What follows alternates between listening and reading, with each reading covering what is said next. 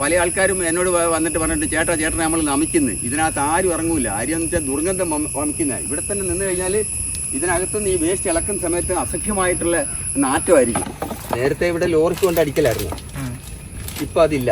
കണ്ടൽക്കാടിൻ്റെ തൈ വെച്ച് പിടിപ്പിക്കുന്ന പ്രവർത്തനവും ഇതിൻ്റെ കൂട്ടത്തിൽ തന്നെ നടക്കുന്നുണ്ട്. അത് വെള്ളം ഇറക്കം വരുന്ന സമയത്ത് അനുയോജ്യമായ സ്ഥലങ്ങളിൽ ഇതിൻ്റെ വിത്തുകളും തൈകളും ഒക്കെ കൊണ്ടുവച്ചിട്ട് നട്ടുപിടിപ്പിക്കും. ശരിക്കും കേരള ഫോറസ്റ്റ് ആൻഡ് വൈൽഡ് ലൈഫിന് വേണ്ടിയിട്ട് കണ്ണൂർ കാസർഗോഡ് ജില്ലേൻ്റെ വിവിധ ഭാഗങ്ങളിലായിട്ട് 5 ലക്ഷത്തിന് മേലെ കണ്ടൽക്കാടുകൾ വെച്ചിട്ടുണ്ട്. കൊല്ലം ജില്ലയിൽ പരവൂർ എന്ന് പറയുന്ന സ്ഥലത്താണെന്നുണ്ടെങ്കിൽ ഒരു വലിയ ടൂറിസ്റ്റ് കേന്ദ്രം ഉണ്ടാക്കി കൊടുക്കാനായിട്ട് 5 ലക്ഷത്തിൻ്റെ നഴ്സറി തന്നെ അവിടെ ഞാൻ ഉൽപ്പാദിപ്പിച്ചു കൊടുത്തിട്ടുണ്ട്. ഈ പ്രദേശത്തൊക്കെ നിൽക്കുന്ന വൻ കാടുകളായിട്ടുള്ള 8 ഏക്കറുള്ള കണ്ടൽക്കാടുകളൊക്കെ ഉണ്ട്. അതെല്ലാം എൻ്റെ കഠിനാധ്വാനം കൊണ്ട്, അത് നമുക്ക് കിട്ടുന്ന പൈസയെക്കാട്ടി എന്ന് പറഞ്ഞാൽ പ്രകൃതിയെ സ്നേഹിക്കുക എന്നുള്ളതാണ്. ഞാൻ തന്നെയാണ് ഈ ആൾക്കാർ നിർത്തിയിട്ടാണ് തിരിഞ്ഞു പറക്കുന്നത്. പ്ലാസ്റ്റിക് വേറെ, കുപ്പിപ്പാട്ട വേറെ, ഈ വേസ്റ്റ് വേറെ, അങ്ങനെയുള്ള എല്ലാം പറക്കിയിട്ട് ഈ പാഴ്വസ്തുക്കൾ ശേഖരിക്കാൻ വരുന്ന ആൾക്കാർക്ക് കൊടുക്കും.